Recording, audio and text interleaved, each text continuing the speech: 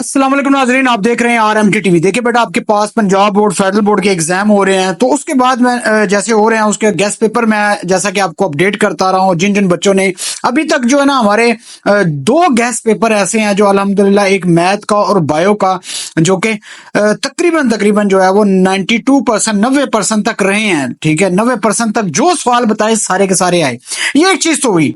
जो सबसे अहम तरीन जो आज मैं बात बताने जा रहा हूं, जो बच्चों को बहुत बड़ा सवाल था और मैंने स्टेटस भी लगाया था, एक बहुत बड़ी हैप्पी न्यूज है 10th क्लास की और सेकंड ईयर की जो क्लास के जो स्टूडेंट्स हैं उनके लिए एक। और दूसरा आपको ये भी मैंने एक अपडेट कर दिया था, ये मुझे चुड़ैल है ना। वैसे मैं एक चीज बताऊं, एक हफ्ता पहले बता दिया था कि फेडरल बोर्ड के चेयरमैन साहब जो है उनको उसमें दो चीजें हैं, ठीक है, मुअत्तल कर दिया गया, निकाल दिया गया या कुछ को, मैंने उसको सादा अल्फाज में ना बेहतरीन करके मैंने एक ही लफ्ज यूज किया था, रिटायर हो गए। ठीक है, असल में मसला पता है क्या है? जब चुड़ैल ने मुझे बताया, और ये किस दिन हुआ ये भी मैं आपको क्लियर कर दूं, जिस दिन फेडरल बोर्ड ने एआई की वो जो बताया था ना कि आपके पास एआई के तहत मार्किंग होगी नेक्स्ट ईयर 2025 के अंदर, ये उसकी शाम को ये काम हुआ सारा। ठीक है, अच्छा हुआ ये, इसका थोड़ा सा मैं बैकग्राउंड बता देता हूँ। असल में क्या है, कुछ तकरीबन कह लो हफ्ता 2 हफ्ते पहले मेरी कंट्रोलर साहब से वहां पे ना एक जगह पे बात हुई। ठीक है, तो मसला ये हुआ कि वहां पे ना मैंने वैसे एक सिंपल सी बात की, मैंने कहा जी चेयरमैन साहब का मतलब बताया ना जी, क्या हो रहा है, कब तक जा रहे हैं? तो उन्होंने कहा जी वो तो अभी 2 साल तक अभी हैं, उन्होंने क्यों जाना है, वो तो माशाल्लाह ठीक है। तो फिर मैंने कहा जी चले, अच्छा खैर। तो उसके बाद जिनको मुअत्तल कर दिया गया और कुछ लोग कह रहे हैं कि जी वो रिटायर हो गए। तो अब ये समझ आती है कहीं ना कहीं मामला खराब हुआ है जिसकी वजह से उनको निकाला गया है। एक कुछ और भी है, एक वजह वो जहां मैं बोलना नहीं चाहता, क्योंकि क्या लोग खबर तो मेरे पास है वो चीज कि किस वजह से निकाला गया, लेकिन अच्छी बात नहीं है। ठीक है, अब सवाल ये पैदा होता है कि फेडरल बोर्ड के चेयरमैन कौन से आ रहे हैं। क्या अगर फेडरल बोर्ड का चेयरमैन आता है तो ये जो सारे का सारा 2025 में या 2024 के अंदर देख लीजिएगा, फर्स्ट ईयर और 9th का कम से कम 72% बच्चा फेल होने जा रहा है। ये मैं आपको बता रहा हूं, अभी से खबर दे रहा हूं, ये मेरी बात जहन में रख लीजिएगा। 70% बच्चा जो है, मिनिमम 70% बच्चा जो है फेल होने जा रहा है। कौन सा? 9th क्लास का और फर्स्ट ईयर का, ये बच्चे फेल होने जा रहे हैं। ये याद रख लीजिए, देख लीजिएगा यार, रिजल्ट आपके पास आएगा, आपको अंदाजा हो जाएगा मैं बात ठीक कर रहा हूं या गलत कर रहा हूं। फिर बच्चा ये कहता है कि सर मार्किंग जो है वो टफ हो रही है, या वो बेटा मार्किंग बहुत टफ हो रही है, मार्किंग को बहुत अच्छे तरीके से देखा जा रहा है। लेकिन एक चीज लाजमी तौर पर वो कही गई है, बार बार वो कह रहे हैं जो हमारे एचई हैं, कि अगर किसी बच्चे ने कुछ लिखा है, क्योंकि हम मार्किंग कर रहे हैं, 9th 10th की मार्किंग जो है जोरों शोर से जारी है। ठीक है, और उसके अंदर एक ही बात वो कह रहे हैं कि अगर किसी बच्चे ने कुछ लिखा है उससे रिलेटेड है तो आप उसको मार्क्स दें, ऐसा ना करें कि उसको बिल्कुल इररेलेवेंट कर दें। इसीलिए मैं कहता हूं कि आप बेटा पूरा पेपर भर के आए, लिख के आए, सारी चीज करके आए। ठीक है, अच्छा ये तो भी अब देखते हैं डॉक्टर बशीर साहब जो है उनको चेयरमैन बनाते हैं, या जो भी कोई नया चेयरमैन आता है कि आने वाली जो पॉलिसियां उनको वहीं पे रोकेगा, क्या जैसे पहले जिस तरह निजाम चल रहा था वो आएगा या और चेंज हो जाएगा, ये आने वाला टाइम बताएगा। लेकिन इस वक्त ना पेरेंट्स बात कर रहे हैं ना कोई बात कर रहे हैं। ये जब अगले साल जब आप फेल होके ई ग्रेड डी ग्रेड लगे होंगे ना, उस वक्त समझ को पेरेंट्स को भी और सब लोगों को समझ आएगी कि ये आरएमटी बातें ठीक करता था। खैर ये उस वक्त लेट हो चुका होगा, लेकिन मेरा काम आपको अपडेट करना है, बताना है। ठीक है, बाकी आपकी मर्जी है। ठीक है, खैर लेकिन चीजें जो है कुछ ठीक भी हैं कुछ गलत भी हैं, लेकिन स्टूडेंट के पॉइंट ऑफ व्यू से बहुत ज्यादा टफ हो गई हैं। ठीक है, जो नॉर्मल स्टूडेंट है ना उसका कोई ख्याल नहीं रखा गया, ये मैं आपको बता रहा हूं, ये साफ साफ सी बात क्लियर है। उनको मुख्तलिफ किस्म तरीके से फेल किया जाएगा, वो आने वाले टाइम के अंदर चीजें क्लियर होंगी।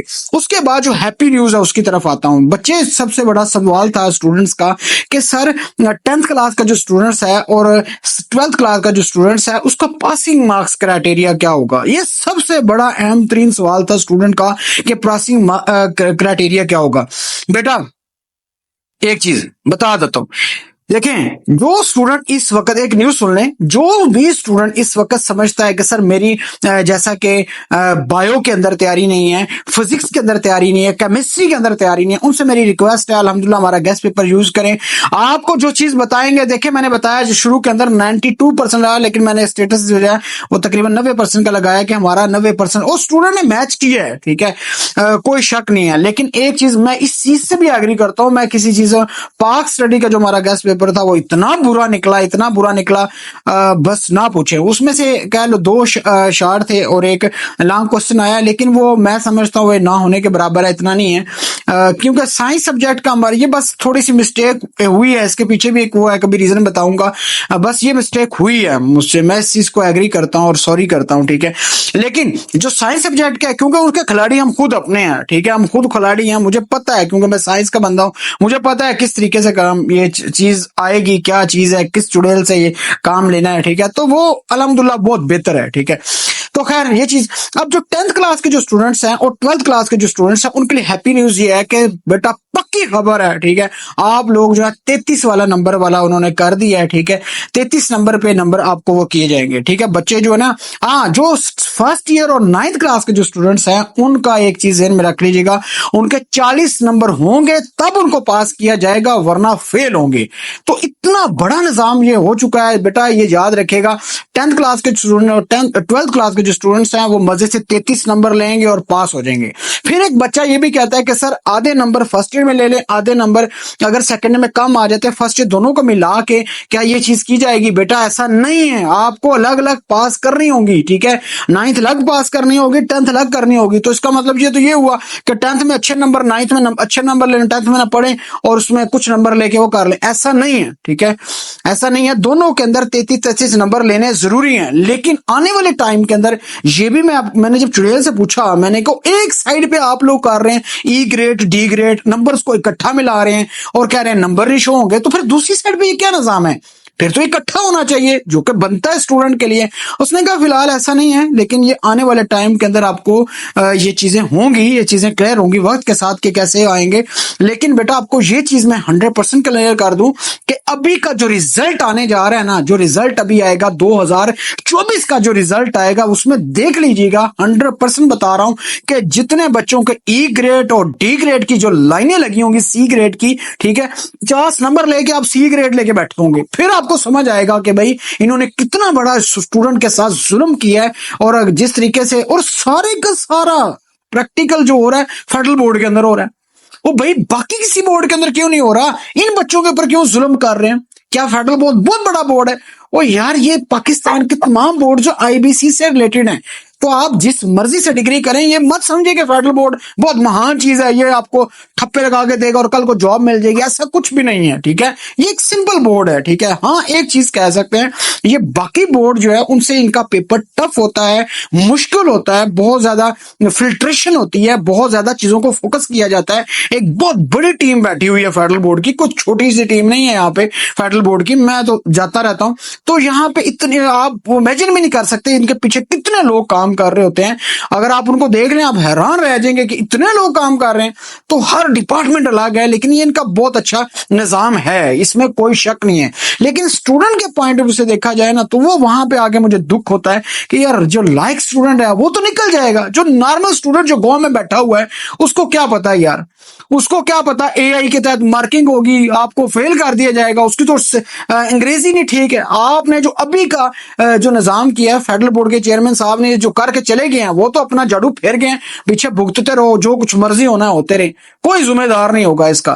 खैर, ये स्टूडेंट के लिए भी मसला है, टीचर्स के लिए मसला है, लेकिन ये मैं आपको बात क्लियर कर दूं बेटा, अगर आप पूरा अपना पेपर भर के आते हैं, लिख के आते हैं, और अगर किसी बंदे का पुत्र ने पेपर चेक किया, को रहम दिल हुआ, तो वो आपको लाजमी नंबर कुछ देगा और पास कर देगा, ठीक है। तो ये सारी अब तक की अपडेट है। अल्लाह ताला तमाम स्टूडेंट को पास करे, कामयाब करे। 10th और सेकंड के स्टूडेंट्स को ये चाहिए अपनी कॉपी बनाएं। खुदा के बंदो, बार बार कह चुका हूं, क्यों अपने नुकसान कर रहे हो, ठीक है। नो डाउट मैं पहले कह चुका हूं, इस कॉपी के नंबर भी नहीं है, वाइवे के नंबर भी नहीं है, लेकिन याद रखें जो प्रैक्टिकल है वो कहां से पढ़ोगे यार? नंबर आपके कटेंगे तो बाद में हंसते रहना, टीचर साइड पे हो जाएगा। तो अपना नुकसान ना करें, नुकसान करेंगे तो खुद बैठेंगे। इसलिए इसको जो चीजें बताई जाती हैं वो मैं कोई वैसे नहीं कह रहा होता बेटा, इसके पीछे कोई ना कोई लॉजिक होती है, याद रखिएगा। तो ये सारी सूरत हाल, अल्लाह ताला तमाम स्टूडेंट्स को पास करे, कामयाब करे। फिर भी कोई स्टूडेंट समझता है कि सर मेरे लिए प्रॉब्लम है यार, डिग्री नहीं हो रही, ठीक है, वो भी स्टूडेंट करें रब्ता, उसका भी अल्हम्दुलिल्लाह दूसरे बोर्ड से करवा सकते हैं, ऐसा कोई बड़ा मसला नहीं है। पाकिस्तान है, सब कुछ चलता है भाई, ठीक है, लेकिन सारी चीजें लीगल होती हैं, ऐसा कुछ भी नहीं है कि इलीगल हो। लेकिन ये दुआ है मेरी तमाम तमाम देखने वाले जो स्टूडेंट्स हैं, अल्लाह ताला आपको ऐसी नौबत ही ना लेके आए। आप अपनी मेहनत करें और अपना टाइम दें और अपना शेड्यूल बनाकर फोकस करके वो करें, क्योंकि अगर SLO चीजें की गई हैं, एक और बोर्ड ने एक अच्छी चीज ये भी की है, ऑप्शन दिया गया और ये सवाल कर लो या ये कर लो। अगर आप ये भी नहीं कर सकते तो फिर वही पढ़ाई शढ़ाई छोड़ें, फिर बोर्ड फिर से कर रहा है एक बात से, ठीक है। ऑप्शन दिया जा रहा है और वाला, ये बहुत अच्छा ऑप्शन है। फिर एक बच्चे ने यहाँ पे जाते जाते बता दो, बच्चे ने कहा सर टीचर्स को कैसे पता चलता होगा कि ये सवाल है या ये वाला है। बेटा सच बताएं ना, ऑनेस्टली बताएं। मैं बताऊं, अगर हमारी टीम्स के अंदर 600 लोग मार्किंग कर रहे हैं ना, आप उनको बैठा के पूछ लें तो किसी ने आधे से ज्यादा पेपर भी नहीं देखा होगा। सिर्फ वो इसलिए मार्किंग कर रहे होता है, ठीक, उनको पता होता है क्योंकि हम पढ़ा पढ़ा के आदी हुए होते हैं, हमें पता होता है ये चीज ठीक लिखी है या गलत लिखी हुई है, ठीक है। तो ये सारी स्टोरी भी है, ऐसी बात नहीं है। लेकिन फिर वो जो बार बार चेक करते हैं ना, तो स्टूडेंट के लिए मैं काम बता रहा हूँ कि वो बार बार जब चेक करते हैं हमें पता चल जाता है अच्छा इसका आंसर ये है, इसका ये है, तो चीजें बेहतर है, ठीक है। इतना भी नहीं कह सकते कि यार गलत हुआ। कोशिश करें और रॉन्ग प्लेस के ऊपर अपना ये क्वेश्चन ना करें, ये बहुत बड़ा मसला है, बहुत बड़ा मसला है। गलती करेंगे नुकसान आपका होगा, नंबर आपके कटेंगे। तो ये सारी सूरत हाल, अल्लाह ताला तमाम स्टूडेंट्स को पास करे, कामयाब करे।